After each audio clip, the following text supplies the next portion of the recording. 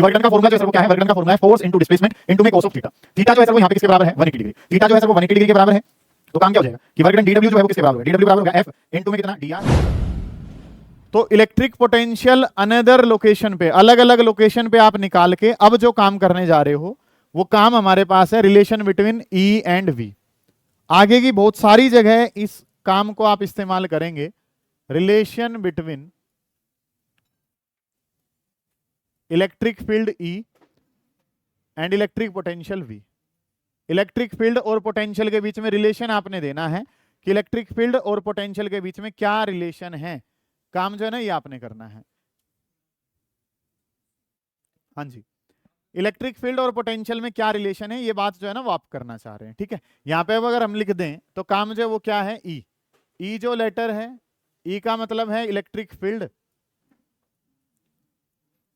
ई जो लेटर है, ई का मतलब क्या है, इलेक्ट्रिक फील्ड है। वी जो लेटर है, वी का मतलब है इलेक्ट्रिक पोटेंशियल। इस तरीके से काम करना है सर। इलेक्ट्रिक फील्ड और इलेक्ट्रिक पोटेंशियल में रिलेशन हमने देना है, ये काम आपका है। इस बात पे आपने ध्यान देनी है। ठीक है, पोटेंशियल और फील्ड में क्या रिलेशन होता है काम कर लेंगे सर। तीन छोटी छोटी बातें हैं, वो पता है तो आप सब कुछ कर जाओगे। अब पेन कॉपी बंद करें थोड़ी देर के लिए। इसके बारे में अगर मैं बात करूं तो सीबीएसई बोर्ड में किसी ना किसी रूप में 3 नंबर जो है ये आपको जरूर दे रहा होगा।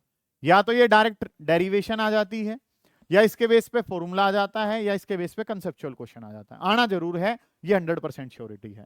इलेक्ट्रिक फील्ड और पोटेंशियल में रिलेशन देना है, ये काम आपने करना है। काम करने से पहले कुछ बातें हैं जो पता हो। बात नंबर 1 कि सर वर्क डन का फॉर्मूला पता होता है। वर्क डन का फॉर्मूला पता होता है फोर्स इनटू डिस्प्लेसमेंट और इनटू में cos of theta between them. ये काम जो है ना सर वो हमने करना है। वर्क डन का फॉर्मूला पता है, 11th क्लास में बार बार यूज करा था, force displacement cos of theta. ये काम हमने कर रखा है।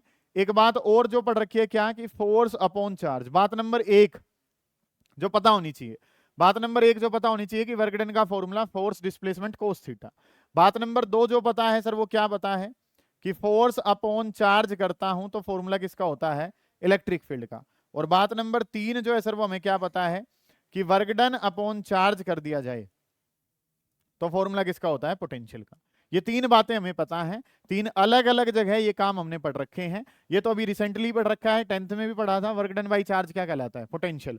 या पोटेंशियल की शुरुआत में ये बात जान ली थी।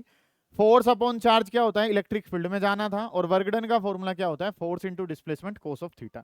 ये बातें अगर मुझे पता है तो इस काम को मैं बड़ी आसानी से सोल्व कर सकता हूं। ध्यान से समझेंगे काम करना क्या कुछ है। आपका पर्पस है इलेक्ट्रिक फील्ड और पोटेंशियल में रिलेशन देना, कि what will be the relation between electric field and potential. E का मतलब इलेक्ट्रिक फील्ड है, वी का मतलब पोटेंशियल है, क्या रिलेशन होगा ये बात हम जानना चाह रहे हैं। तो काम जो है सर वो क्या कर लिया कि इस तरीके से हमारे पास एक चार्ज है, और वो चार्ज जो है सर वो कितना है, Q। एक दूसरा चार्ज अवेलेबल है, और दूसरा चार्ज जो है सर वो कितना है, Q नोट। जैसा कि हम पोटेंशियल में जनरली कर भी रहे थे, एक चार्ज दूसरे वाले को क्या कर रहा है, ये वाला चार्ज जो है वो दूसरे वाले को रिपेल करेगा। इस पॉजिटिव ने इस पॉजिटिव को रिपेल करा तो इस पे फोर्स की डायरेक्शन क्या है, ये जो डायरेक्शन है सर ये डायरेक्शन किसकी है, फोर्स की डायरेक्शन है।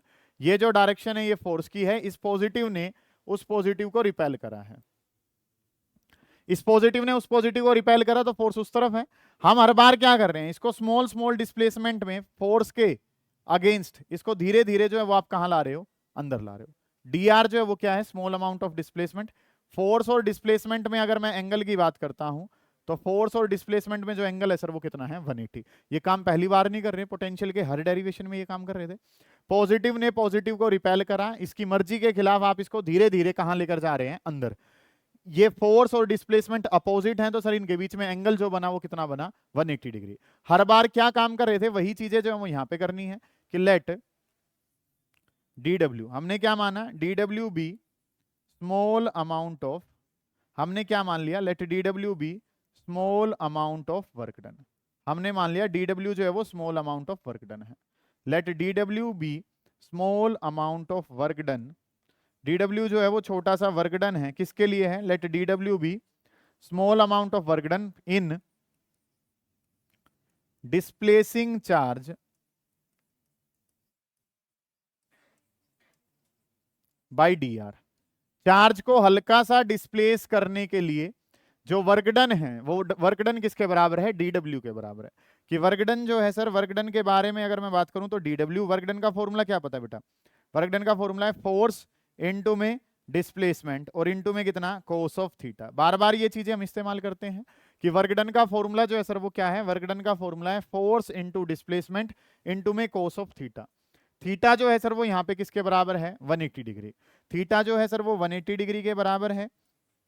तो काम क्या हो जाएगा कि वर्क डन डी डब्ल्यू जो है वो किसके बराबर हो गया, डी डब्ल्यू बराबर हो गया एफ इनटू में कितना डी आर और इनटू में कितना cos of angle. Cos of angle कितना है sir, 180 degree. Force into displacement into cos of theta. Theta कितना है सर, 180 डिग्री है।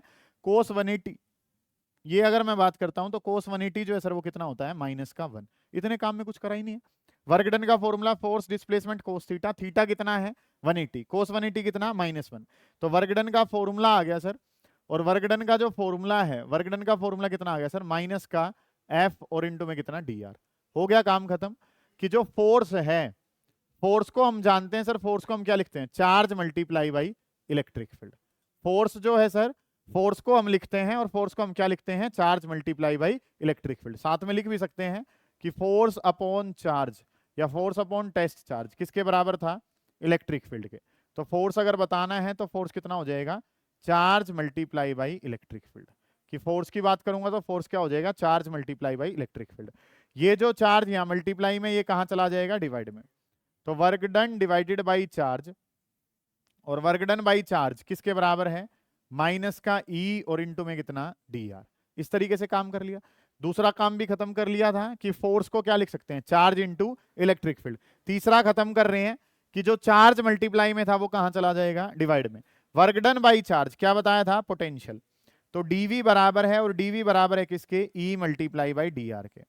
तो ई के बारे में अगर मैं बात करता हूं तो ई किसके बराबर है, ई बराबर है माइनस का DV divided by D R.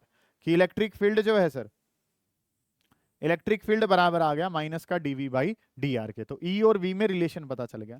ये काम हमने करना है, 3 छोटे छोटे स्टेप जो पता होने चाहिए, काम खत्म हो जाएगा। पहला काम वर्क डन बताना है, क्योंकि potential is nothing but a term related to work. जब भी पोटेंशियल का नाम आएगा वर्क डन आपने लिखना पड़ेगा। वर्क डन के बारे में अगर मैं बात करूं तो वर्क डन का फॉर्मूला क्या है, वर्क डन का फॉर्मूला है फोर्स इनटू डिस्प्लेसमेंट इनटू में कोस ऑफ थीटा। यहाँ पे फोर्स इस डायरेक्शन में है, डिस्प्लेसमेंट उसमें, दोनों के बीच में एंगल कितना, 180। थीटा की जगह 180 करा, कोस 180, कोस 180 कितना, -1। फोर्स, फोर्स जो है सर उसको मैं क्या लिख सकता हूँ, force can be written as charge into electric field. Charge multiply में था, कहां चला गया, डिवाइड में। Work done by charge, work done by charge क्या होता है सर, पोटेंशियल होता है। ई के बारे में बात करनी है तो ई किसके बराबर है, ई बराबर है माइनस का डीवी बाई डी आर। एक बार इस काम को उतारो, फिर इसके कंक्लूजन्स जो हैं उनके बारे में बात कर रहे होंगे। उतारें जल्दी, शाबाश करें। 11th के जब हम काम कर रहे थे यूनिट एंड डायमेंशन वाला, तो एक वर्ड पढ़ा था ग्रेडियंट। क्या वर्ड यूज करा था हमने, ग्रेडियंट। ग्रेडियंट का मतलब हमने पढ़ा था कि सर किसी भी क्वांटिटी को अगर लेंथ से डिवाइड कर देते हैं, किसी भी क्वांटिटी को लेंथ से डिवाइड कर दे तो उसका ग्रेडियंट बन जाती है। क्या मतलब है सर, कि अगर कोई क्वांटिटी डिवाइड बाय लेंथ कर दी जाए तो इसका मतलब वो जो वर्ड है उसके साथ क्या आ जाता है, ग्रेडियंट। ये शब्द जो है ना सर वो हमने यूज करे थे। कैसे करे थे, ध्यान से समझेंगे। कि वर्ड था सर प्रेशर अपॉन लेंथ। क्या वर्ड था, प्रेशर अपॉन लेंथ। तो लेंथ से डिवाइड कर दिया, लेंथ से डिवाइड कर दिया तो ये ग्रेडियंट बन गया। मतलब कि प्रेशर अपॉन लेंथ के बारे में अगर मैं बात करूंगा तो प्रेशर अपॉन लेंथ जो है सर वो वर्ड बन जाएगा प्रेशर ग्रेडियंट। क्या नाम बन जाएगा, प्रेशर अपॉन लेंथ, तो प्रेशर ग्रेडियंट बन गया। ऐसे ही सिमिलरली वेलोसिटी अपॉन लेंथ करी, जिसके भी डिवाइड में लेंथ जाएगी उसी का क्या बन जाएगा, ग्रेडियंट। वेलोसिटी अपॉन लेंथ करी तो ये कंसेप्ट जो है सर वो हमारे पास क्या बन जाएगा, वेलोसिटी ग्रेडियंट। ग्रेडियंट आपने 11th में पढ़ रखा है, इसी का ही इस्तेमाल जो है वो आज हम कर रहे होंगे। ध्यान से समझे काम करना क्या है, ठीक है। कि हमने एक बात जो है वो याद कर रखी है सर, कि अगर किसी क्वांटिटी को लेंथ से डिवाइड कर देते हैं तो उसका ग्रेडियंट बन जाता है। ये बात मुझे पता है। तो हमने क्या पढ़ा, हमने पढ़ा कि electric field is equals to minus का DV divided by D R. ये वर्ड जो है वो हमने पढ़ लिया कि ई किसके बराबर है, माइनस का डीवी बाई डी आर के बराबर। अब डी आर का मतलब क्या है, एक तरीके से लेंथ से डिवाइड करना। लेंथ से डिवाइड करना तो क्या बन गया, ग्रेडियंट। ऊपर क्या है, पोटेंशियल, तो ये क्या बन गया, पोटेंशियल ग्रेडियंट। व्हाट इज ई, ई जो है सर वो क्या है, इलेक्ट्रिक फील्ड है। ई जो है वो क्या है, इलेक्ट्रिक फील्ड है। इज इक्वल टू ये क्या हो गया, माइनस तो माइनस है, पोटेंशियल अपॉन लेंथ करी तो ये वर्ड जो है वो क्या बन जाएगा, पोटेंशियल ग्रेडियंट। ये जो वर्ड है सर ये क्या बन जाएगा, पोटेंशियल ग्रेडियंट बन जाएगा। कि electric field is equals to negative of potential gradient. हमने वर्ड सीखा जिसका नाम क्या था, ग्रेडियंट। ग्रेडियंट का मतलब क्या है, डिवाइड बाई लेंथ है, ठीक है। लेंथ से डिवाइड कर रखा है, किसको कर रखा है, पोटेंशियल को, तो नाम क्या बन गया, पोटेंशियल ग्रेडियंट। उसके आगे वर्ड क्या है, माइनस, तो electric field is equals to minus of potential gradient. ये काम जो है ना वो हम लिख लेंगे। हमसे पूछा जाता है show that electric field is negative of potential gradient, तो ये डेरिवेशन आपने करके आनी है, ठीक है। या तो वो क्या कहेगा, relation between E and V, तो भी काम यही करना है, E is equal to minus D V by D R. या फिर वो कहेगा electric field is equal to negative of potential gradient, तो भी बात क्या करनी है, सेम। ई का मतलब जो है सर वो यहाँ पे क्या है, इलेक्ट्रिक फील्ड है। डीवी बाई डी आर का मतलब सर क्या है, पोटेंशियल ग्रेडियंट है। उतार लो इस बात को, फिर लिख लेंगे इसको, ठीक है। यस सर, पिछले वाला पेज करना है। E is equals to minus DV by D R. E का मतलब है electric field, minus DV by D R करा तो वो क्या है, पोटेंशियल ग्रेडियंट है। डीवी बाई डी आर का मतलब क्या होता है, पोटेंशियल ग्रेडियंट। तो लिख लेंगे इस बात को। मतलब ये सवाल किस तरीके से आ सकता है, सवाल आ सकता है शो दैट, हाँ जी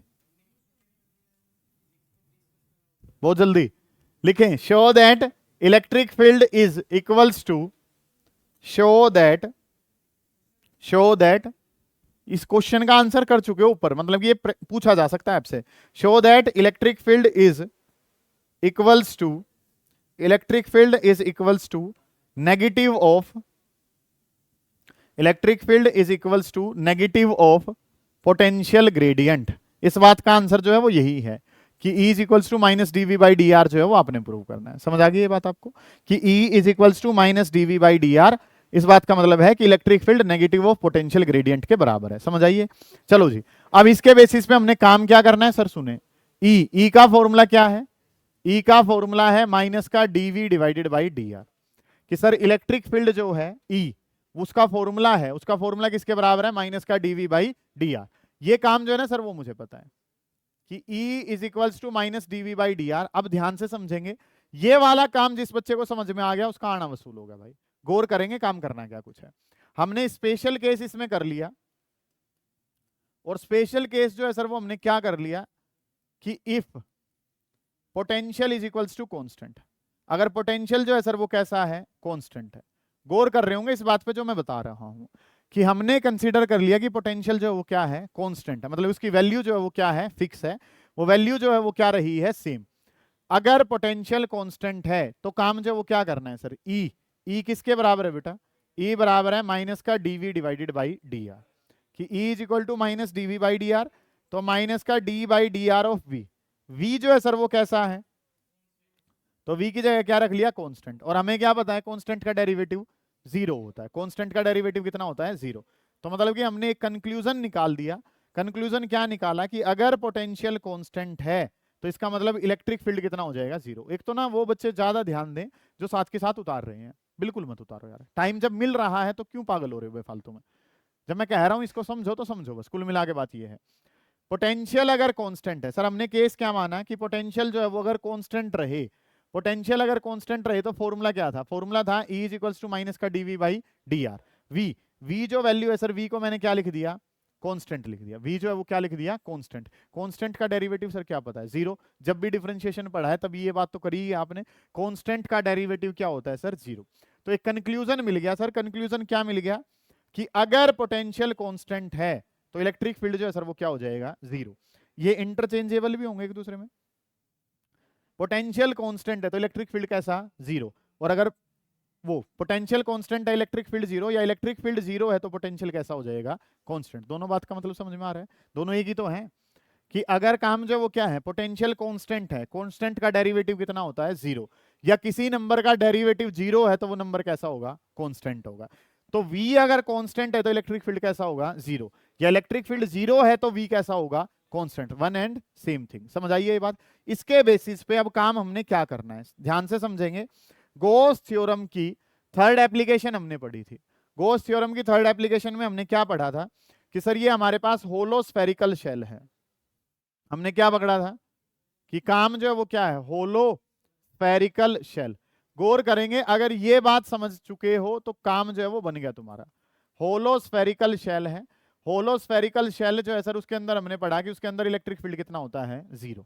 ये पढ़ के गए हो आप, गोस थ्योरम की थर्ड एप्लीकेशन में हमने काम करा था। एक होलो स्फेरिकल शेल अगर है तो उसके अंदर इलेक्ट्रिक फील्ड कितना होता है, 0। हमने कंक्लूजन निकाला है कि अगर इलेक्ट्रिक फील्ड 0 है तो अंदर पोटेंशियल कैसा रहेगा, कांस्टेंट रहेगा। इसका मतलब अंदर जो पोटेंशियल है V जो है सर वो क्या रहना चाहिए, कांस्टेंट रहना चाहिए। V जो है वो क्या रहना चाहिए, कांस्टेंट। बड़ा इंपॉर्टेंट सवाल है, कहां पूछा गया था वो भी डिस्कस करूंगा कि इलेक्ट्रिक फील्ड जो है वो कितना है, 0, पोटेंशियल जो है वो कैसा रहेगा, कांस्टेंट। गौर करना अब जो मैं कहना चाह रहा हूं, इसके ऊपर, इस होलो स्फेरिकल शेल के ऊपर चार्ज कितना, Q।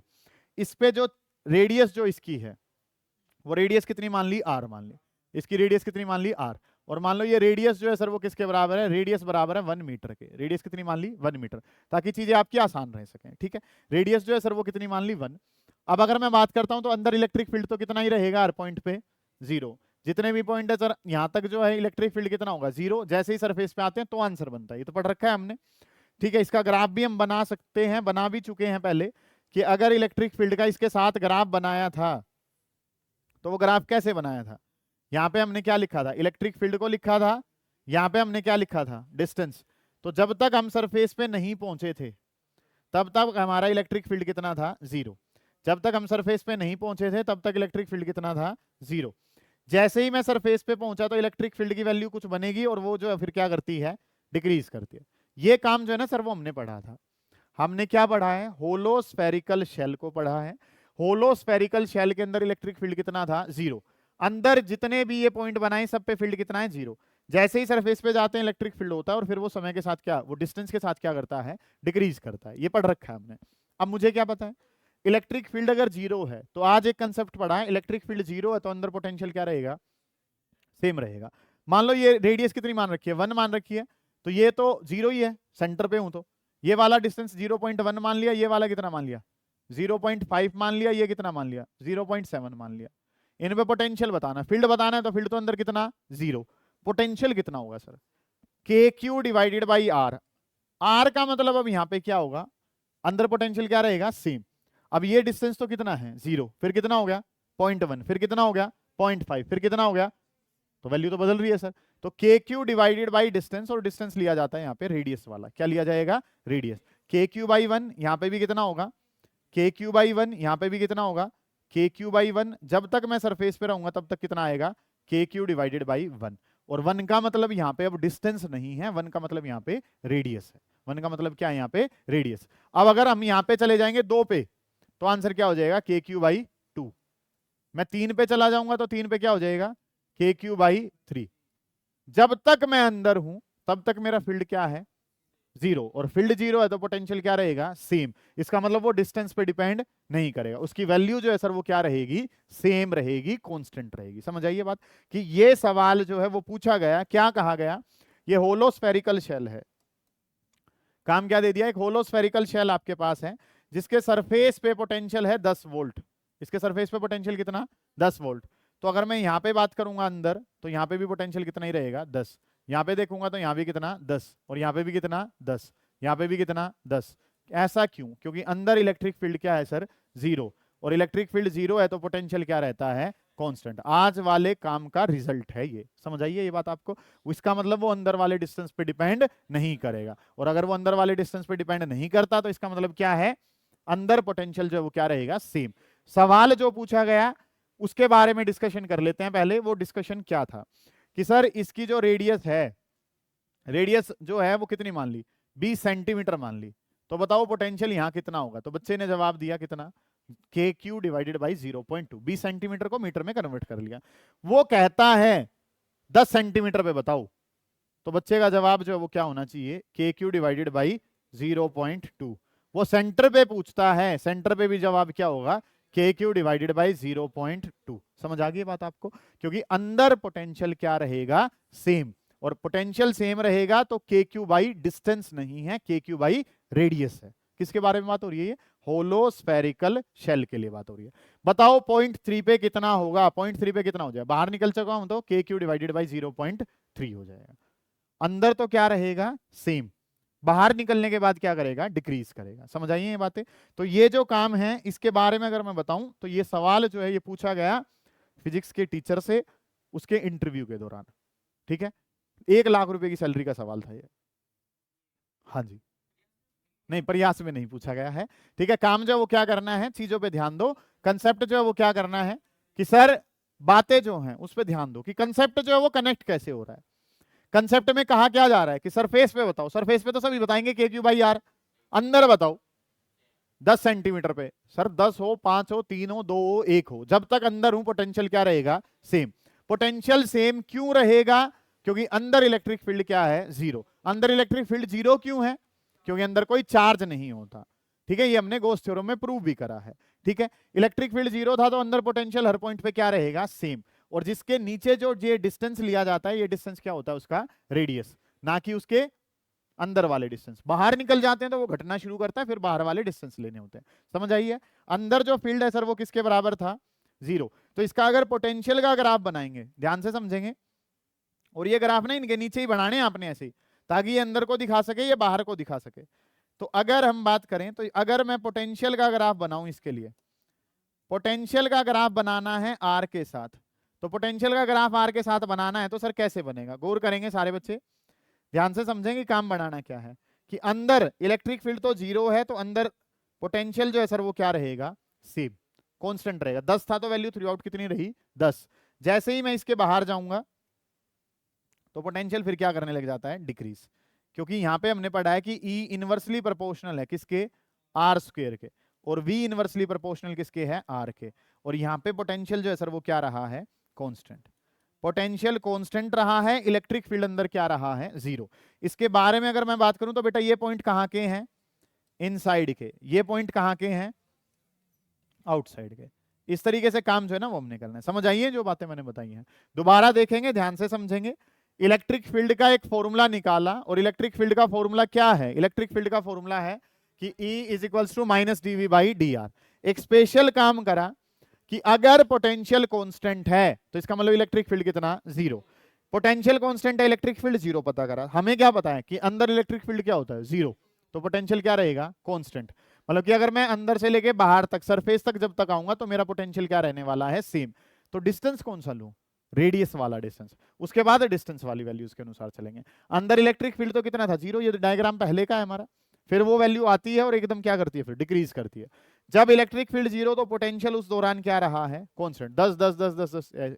उसके बाद वो क्या करने लगा, डिक्रीज करने लगा। जिस बात को और अच्छे से जब समझाया तो क्या, सरफेस पे पोटेंशियल 10 है तो अंदर हर पॉइंट पे कितना ही रहेगा, क्यों रहेगा 10, क्योंकि अंदर इलेक्ट्रिक फील्ड क्या है, जीरो है। Yes sir. आगे जो ग्राफ डिक्रीज हुआ बेटा वो यहां से हुआ है, यहाँ पे 10 तक तो ये तो वैल्यू क्या रही है, सेम 10 रही है। जब हम बाहर जाने लगे हैं तो पोटेंशियल डिस्टेंस का फंक्शन हो गया, 9 8 7 6 इस तरीके से क्या करता जाएगा, डिक्रीज करता जाएगा। ये काम आपने करना है। उतार लो इस वाले पोर्शन को, फिर आगे बढ़ेंगे। ये हो चुका है, हाँ जी। नेक्स्ट जो काम है इसके बाद, that is your equi potential surface. Heading डालें, इक्वी पोटेंशियल सरफेस। सुने भाई, हेडिंग डालें सारे बच्चे, इक्वी पोटेंशियल सरफेस। नाम से ही पता चल रहा है, एक सरफेस जिसके हर पॉइंट पे पोटेंशियल क्या रहेगा, इक्वल रहेगा। सुजीत आप पढ़ के आए हो इसको पहले ही, फिर आप बिना पढ़े कैसे बता पा रहे हो, नाम से पता चल रहा है, बहुत बढ़िया।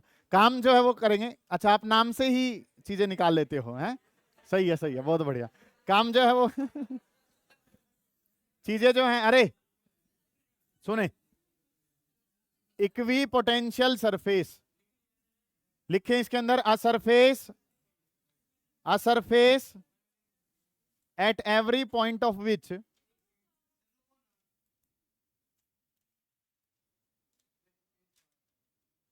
a surface at every point of which electric potential, a surface at every point of which electric potential remains the same, a surface at every point of which electric potential remains the same। जिसके हर point पे potential क्या रहेगा, same रहेगा, क्या कहलाता है, equi potential surface. ठीक है, ईपीएस से लिख लेंगे बार बार, अब इक्वी पोटेंशियल सरफेस नहीं लिखेंगे हम, ईपीएस लिख दिया करेंगे। तो चीजें जो है वो सर हमने क्या करनी है, एक ऐसा सरफेस जिसके हर पॉइंट पे पोटेंशियल क्या रहता है, सेम, क्या कहलाता है, इक्वी पोटेंशियल सरफेस। जिसपे इलेक्ट्रिक फील्ड सेम रहता है वो क्या होता है, गॉसियन सरफेस। मैंने कहा था कि मैं पूछूंगा और पता होगा नहीं ज्यादातर को, जो कि नहीं था पता। गॉसियन सरफेस, एक ऐसा सरफेस जिसके हर पॉइंट पे फील्ड सेम रहता है, क्या कहलाता है, Gaussian.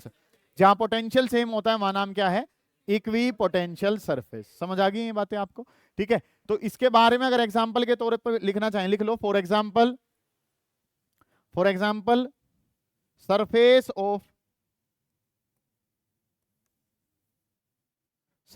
Of hollow charge spherical shell, surface of hollow charge spherical shell. कि सर यहां पे अगर हम बात करते हैं, जितने भी पॉइंट होंगे हर पॉइंट सेंटर से कितने की दूरी पे होगा, आर की पे।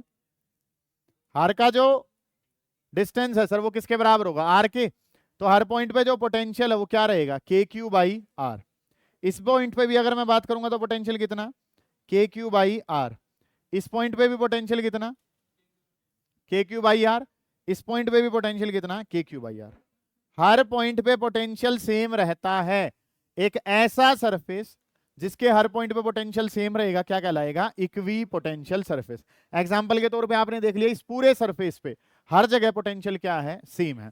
हर जगह पोटेंशियल सेम है तो नाम क्या बढ़ गया, इक्वी पोटेंशियल सरफेस नाम। बना लो ये डायग्राम, फिर इसकी प्रॉपर्टीज लिखेंगे और प्रॉपर्टीज की एक्सप्लेनेशन भी हम कर रहे होंगे। फिर properties of equipotential surface, equipotential surface की क्या क्या प्रॉपर्टीज हैं। पहली प्रॉपर्टी क्या होगी, बढ़ाओ इसको, जल्दी बढ़ाओ, शाबाश। ये जरूरी नहीं है कि ऐसे ही बढ़ाने, आप सीधे भी बढ़ा सकते हैं इसको। बहुत बढ़िया, पोटेंशियल कांस्टेंट रहता है, ये तो उसका नाम हो गया। प्रॉपर्टी नंबर 1 क्या हो गया, नो वर्क इज, लिखें प्रॉपर्टीज लिख लें खाली, इसको बढ़ाएं जल्दी, उसके बाद लिखें प्रॉपर्टीज के अंदर नंबर 1 प्रॉपर्टी क्या होगी, नो वर्क इज रिक्वायर्ड। अच्छा आराम से लिख लो, कोई बात नहीं, आराम से बनाओ। एक ऐसा सरफेस जिसके हर पॉइंट पे पोटेंशियल सेम रहता है क्या कहलाता है, equi potential surface. Field same रहता है तो गॉसियन सरफेस। गॉसियन सरफेस की क्या क्या खास बातें हैं, number 1 highly symmetrical, electric field same रहता है, इनविजिबल है, डॉटेड बनाया जाता है। ठीक है जी, करो जल्दी, शाबाश। या तो आप सिलेंड्रिकल बनाते हैं या स्फेरिकल बनाते हैं। Properties, first property no work is required. Property number 1 no work is required in moving a charge, no work is required, no work is required in moving a charge on an, no work is required in moving a charge on an equipotential surface. जब एक charge को आप किस पे move कराते हैं, equi potential surface पे, तो आपको कोई वर्क करने की आवश्यकता नहीं होती है। ये तो आपने प्रॉपर्टी पढ़ी है, अब इसको क्या करेंगे, एक्सप्लेन करेंगे कि ऐसा क्यों हो रहा है। ठीक है, क्या पढ़ा आपने, अगर इक्वी पोटेंशियल सरफेस पे मूव करना है तो वर्क डन कितना होता है, 0। ये बात मुझे पता है। तो नंबर 1 अगर मैं करना चाहूं, शांत होकर सुने ध्यान से, कि वर्क डन बाई चार्ज, और वर्क डन बाई चार्ज जो है सर वो क्या होता है, वर्क डन बाई चार्ज है फाइनल पोटेंशियल माइनस का इनिशियल पोटेंशियल। क्वेश्चन भी करा है हमने किसके बेसिस पे, वर्क डन बाई चार्ज किसके बराबर होता है, फाइनल पोटेंशियल माइनस का इनिशियल पोटेंशियल। अब हमें क्या पता है, सुने ध्यान से, वर्क डन बाई चार्ज है फाइनल पोटेंशियल माइनस इनिशियल। हर जगह का पोटेंशियल जो है सर वो क्या रहता है, सेम। तभी तो नाम क्या रखा गया, इक्वी पोटेंशियल सरफेस। कि सर सरफेस तो ऐसा है जिसपे हर जगह पोटेंशियल क्या है, सेम है।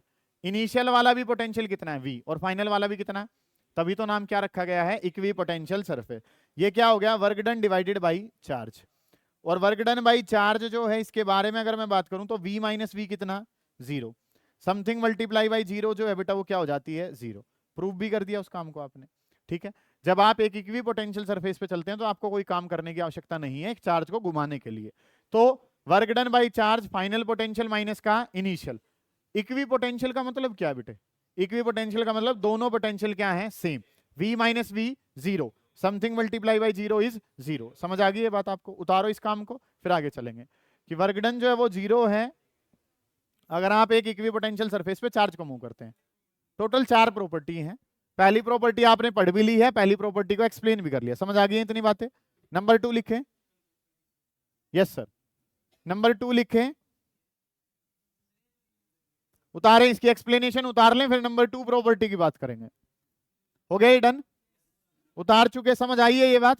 नहीं समझ आई? ठीक है, लिखे नंबर 2, नो टू, ऐसे NO नो और 2 TWO2, no two equipotential surface, no two equipotential surface, no two equipotential surface can intersect, no two equipotential surface, EPS लिख लेंगे अब तो सीधा, no two equipotential surface can intersect each other. कोई दो equipotential surface आपस में इंटरसेक्ट नहीं करेंगे। ऐसा क्यों? मान लो हमने इंटरसेक्ट करवा दिया सर, हमने इनका इंटरसेक्शन करवा दिया। उसी से सुनते हैं कि ये वाला जो स्फीयर है, मान लो इसका पोटेंशियल हर पॉइंट पे कितना है 10 वोल्ट, इस वाले का हर पॉइंट पे कितना है 7 वोल्ट। ये दो स्फीयर हमने मान लिए, और हमने क्या मान लिया, हमने प्रॉपर्टी तो क्या पढ़ी है, इंटरसेक्ट करते नहीं है, फिर भी क्या कर लिया, मान लो इंटरसेक्ट कर रहे हैं, तो इस पॉइंट पे आएंगे तो ये वाला तो क्या कहेगा, मेरी वजह से कितना हो 10, ये वाला क्या कहेगा, मेरी वजह से कितना हो 10 मानू या 7 मानू। 10 मान लिया तो ये खराब हो गया, 7 मान लिया तो ये खराब हो गया। इसी तरीके से अगर हम बात करते हैं एवरेज से, भी दोनों खराब हो जाएंगे, एवरेज से तो दोनों ही खराब हो जाएंगे। हाँ जी, काम जो है, अच्छा मरेंगे तो दोनों साथ, बहुत बढ़िया बेटे। 10 और 1 क्या है 7, तो ये वाला कितना हो गया 10 या फिर कितना 7। तो पॉइंट ऑफ इंटरसेक्शन पे पोटेंशियल की कितनी वैल्यू आ रही है 2। ये वाला सरफेस क्या कह रहा है, मेरी वजह से कितना मान लो 10, ये कह रहा है मेरी वजह से कितना मानो 7। 10 मानू 7 मानू, कोई सा नहीं मान सकते, दोनों क्या है अलग अलग हैं, इकट्ठे ये एक पॉइंट पे इंटरसेक्ट कर नहीं रहे हैं। वही बताया आपको कि no two equipotential surface can intersect each other. क्या मतलब है इस बात का, क्या लिखोगे, because at the point of intersection, because at the, because no two equipotential surface can intersect each other, वो तो हो चुका है। Because at the point of intersection there will be two values of, at the point of intersection there will be two values of electric potential, there will be two values of electric potential, there will be two values of electric potential which is never possible। एक ही point पे दो potential हो गए, potential दो अलग अलग हो गए, तो इक्विपोटेंशियल कैसे रह गया सर? इक्विपोटेंशियल का तो नाम ही क्या है कि हर जगह पोटेंशियल क्या रहना चाहिए सेम, दो होते ही तो काम खराब हो जाएगा सर। समझ आ गई ये बातें आपको? ठीक है, नेक्स्ट लिखें। हो गया, ये उतार चुके, ये डायग्राम सा बना लेना भाई। दो इक्विपोटेंशियल सरफेस आपस में इंटरसेक्ट नहीं करते हैं, क्यों नहीं करते? Eight the point of intersection दो वैल्यू, और दो वैल्यू कभी भी पॉसिबल नहीं होंगी। बेटा एक ही लोकेशन पे दो सरफेस सेम के कैसे बन सकते हैं? नहीं, ये जो है ये 10 का है, तो इसके आगे जाएंगे तो पोटेंशियल डिक्रीज ही करेगा। ठीक है, इस तरीके से काम है। चलो जी आगे बढ़े, लिखें थर्ड प्रॉपर्टी लिखेंगे, they are closer, THEY, third property, बहुत बढ़िया, कितने इंटेलिजेंट बच्चे हैं। They are closer in the region of REGION, they are closer in the region of, they are closer लिख रहे हो आप वंश? अच्छा, they are closer in the region of strong field, they are closer in the region REGION, region of strong field, जहां पे field strong होता है। इस प्रॉपर्टी का इस्तेमाल करेंगे PYQs क्वेश्चन में भी हम। They are closer in the region of strong field, जहां फील्ड स्ट्रॉन्ग होगा वहां पे गैप क्या हो जाएगा, कम। क्या मतलब है सर कि E is equals to minus dV/dr, ऐसे करके चीज है। इलेक्ट्रिक फील्ड का फॉर्मूला क्या बेटे, माइनस का dV/dr। फील्ड अगर स्ट्रॉन्ग होगा, फील्ड अगर ज्यादा होगा तो डिस्टेंस क्या हो जाएगा, E is equals to minus dV/dr। जहां फील्ड की वैल्यू क्या है ज्यादा, वहां पे डिस्टेंस क्या हो जाएगा, कम। गैप कम हो जाता है, कब कम हो जाता है, जब फील्ड की स्ट्रेंथ क्या हो ज्यादा। एग्जाम्पल के तौर पे जानते, बता तो दिया ही है, फॉर्मूले से तो प्रूव कर दिया। दिखेगा कैसे सर, सुने ध्यान से, ये हमारे पास क्या एक पॉजिटिव चार्ज है, इसके आसपास अगर हम बात करें, ध्यान से समझेंगे चीजें करनी क्या है, गौर करेंगे। ये वैसे सारी चीजें डॉटेड हैं, क्या इक्वी पोटेंशियल सरफेस दिखाई देगा? नहीं, ये भी कैसा होगा? डॉटेड। लेकिन मैं इनको सॉलिड बना रहा हूं वैसे, ये इलेक्ट्रिक फील्ड बना दिया इसका। पॉजिटिव चार्ज से जानते हो इस तरीके से फील्ड कहां निकलता है?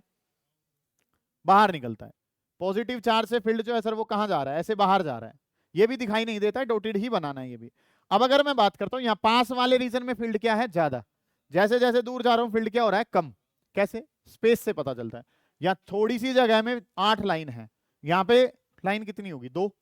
ठीक है, इस तरीके से काम हो रहा है। तो ध्यान से समझे चीजों को कि अगर इसका इक्वी पोटेंशियल सरफेस बनाना ना, तो ये इस तरीके से कंसेंट्रिक सर्कल होते हैं। ये वाला सर्कल, फिर इस तरीके से सर्कल, फिर इस तरीके से, फिर इस तरीके से। अब देखो पहले जो इनके बीच का गैप है वो क्या है? कम। फिर वो गैप क्या हो गया? ज्यादा। फिर वो गैप क्या हो गया? और ज्यादा। मैं चार्ज से दूर जा रहा हूं तो फील्ड क्या हो रहा है? कमजोर। फील्ड कमजोर हो रहा है तो गैप क्या हो रहा है? ज्यादा। मैं चार्ज के पास आ रहा हूं, फील्ड क्या हो रहा है? स्ट्रॉन्ग। स्ट्रॉन्ग फील्ड है तो ये गैप क्या होता जा रहा है? कम होता जा रहा है। और बढ़िया सा बनाना है तो एक यहां और बना लो। तो भाई पहले गैप क्या है? कम, और फिर ये गैप क्या होता जा रहा है? ज्यादा, इंक्रीज हो रहा है। उसका कारण क्या है? उसका कारण ये है कि इलेक्ट्रिक फील्ड ज्यादा है तो गैप क्या हो जाएगा? कम। ये बात बतानी है आपने। इस वाले काम को उतार लेंगे, कर लें इस काम को जल्दी, इतना काफी है आज के लिए।